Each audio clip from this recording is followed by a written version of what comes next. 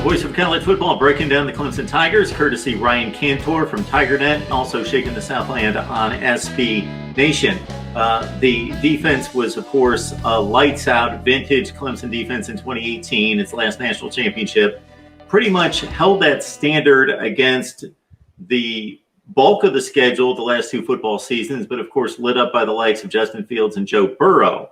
The secondary loses Darian Kendrick, who moves to a place where you're going to see him, Clemson fans, on opening night, but it's going to be for the Georgia Bulldogs. Yeah, boy, if Darian Kendrick gets an interception or a big game-changing play, that's going to be tough to swallow. And he's a big loss, but also Clemson focuses on character and sometimes gives up talent in the recruiting process, and I think the same applies in sort of the discipline of players. So culture first, and Georgia's getting a really talented player, so it adds a little intrigue to that first game. But at cornerback, they've still got some pretty darn good players. Andrew Booth has really flashed the ability to be that type of lockdown number one cornerback. I think he's got the potential to be a first-round NFL draft pick eventually.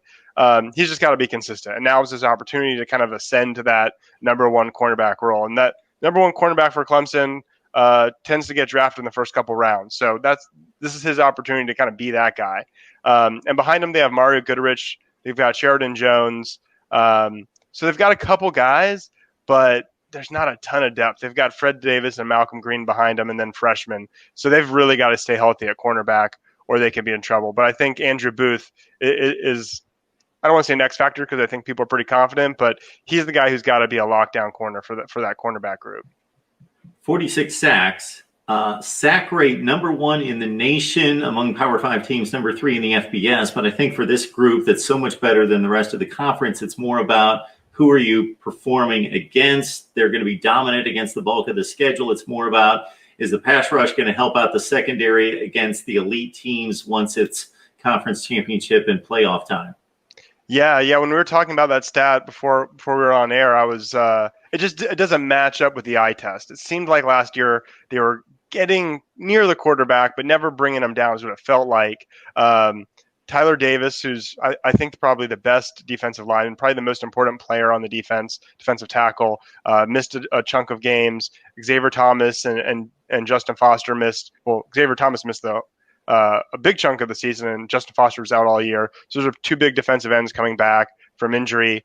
But I think their trio of starters, they'll have KJ Henry most likely at one defensive end, but then you've got Miles Murphy at the other defensive end. You've got Tyler Davis, and you got Brian Bresee. That may be the best trio of starters on any defensive line, certainly in the ACC. And they're older now, and they've got more depth behind them with the guys coming back from injury. So I think this defensive line should be much better. So regardless of what the stats say, I think they left some to be desired last year, and I think that defensive line getting better may be the biggest boost for the secondary, sort of how they kind of play off of each other. They don't have to cover so long when the D line's actually getting to the quarterback. So I think that may be the biggest boost in the pass defense. The pass defense was only 42nd nationally last year, which is pretty bad by Clemson standards. So I think the D line will help a lot. And then they were really fortunate to get safety Nolan Turner back for a sixth year. I think that's a huge boost that people want to overlook because he's not, a future NFL first round pick, but he's solid and dependable, and that's very much what they need, really what everyone needs, but this particular Clemson team needed on the back end.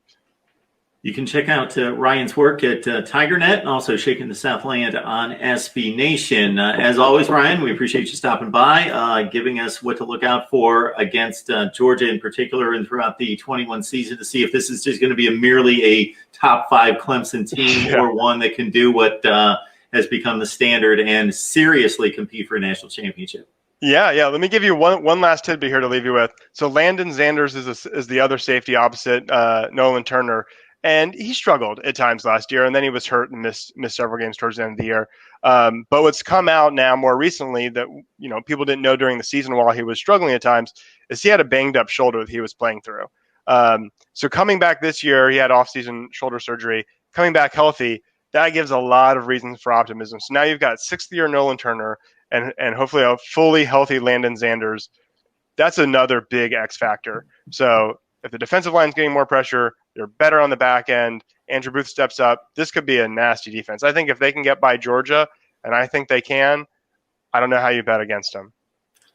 Sanders, 25 tackles, 2.5 for loss, and 1 sack in 2020. And, of course, more games to play here in 21, hopefully, and the stats should improve for everyone. Ryan, we appreciate you stopping by as always.